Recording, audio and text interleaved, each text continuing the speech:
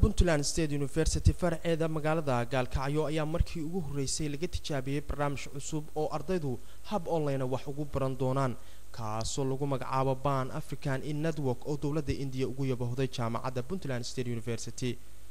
Tijaabadan ay sameysay jaamacadda PSU ayaa lagu casumay madaxda ugu sareysa wasaaradda waxbarashada ee dawladda Puntland, maamulka gobolka waxgarad iyo waalidiin ayaa lagu soo bandhigay barnaamijkan cusub oo ardaydu wax ku baran doonaan kaasoo ah hab waxbarasho oo tayadeedu aad u sareyso.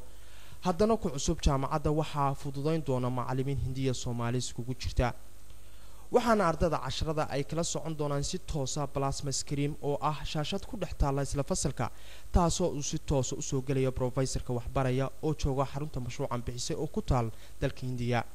haddaba waxaa hadallo kala duwan ka soo jeediyay munaasabadan mas'uuliyiin kala duwan oo iskugu jira dadkii lagu casumay madaxda jaamacadda ugu sareyso oo dhammaan soo wada dhaweeyay cidii barnaamijkan ka soo shaqeysay iyo kuwa hadda ku hawlan.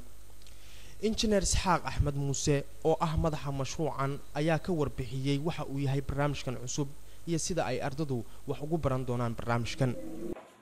waa diagramkii mashruuca soo shaqeynayo xaggan soo jeedin waa xaruntii weynada loo xukumayay India, kuwani waa hospitalski, kan waa hub stationka ku yaalay Senegal, waxaa isku xiran hub stationka iyo Delhi Data Center. hub station ku xirtay macnaha uu qabanaya contains dad wadan oo Afrikaan ah. daas waa overall diagramka uu ku shaqeynayo. jaamacadaha ka qayb qaadanaya programkan India waa Delhi University, University of Madras, Amity University, IGNOU, IIT Bangalore, BTS Pilani, IIT Kanpur. waa toddoba jaamacadood ee lagu rakibay STEM studiyahan isku arkaysiin hadda lagu rakibay. diagramkan u jeedin waa diagramka every institution lagu rakibay sidoo kale in kollegiina barkiisina waa plasma oo aan ka soo fariisan doono. afar kaas xag yaalna waa serverkii basic dambeeyana waa meeshii ardaydu ay kala baxayeen all documentation ka qosay program.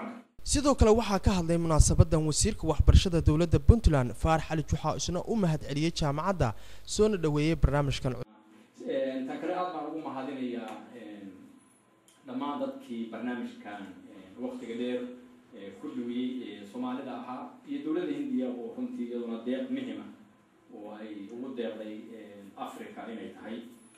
waxaan rajaynayaa oo kaliya inuu noqdo barnaamij laga faa'iideysto, waa farsamo nagu cusub adduunka ku cusub in sidaan wax lagu barto Soomaali ahaana inuu ku sii cusub challenge badanna keeni kara in laga faa'iideysto. ugu dambeyntii waxaa hadallo ku xiray gudoomiyaha gobolka Axmed Cali Salaad oo isna u mahad celiyay maamulka jaamacadda ballan qaadiyo kala duwan oo sameeyay. Cabdiladiif Cabdiraxmaan Warsame,